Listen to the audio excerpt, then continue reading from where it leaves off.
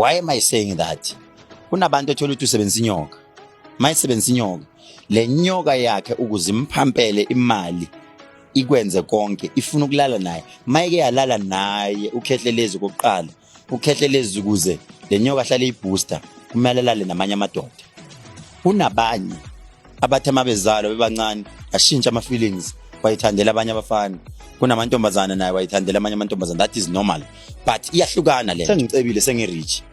Iqiniso lithi in life asilingani, asiwafuni futhi amandla alinganayo. Kunomunye ofanele abe yigirl, omunye abe yiboy, omunye umuntu. Wena ungabona ngathi u6 million mase unawo usu rich. Mina mangino 6 million, that is nothing to me. Nginesithembu mina nginabafazi abawu3.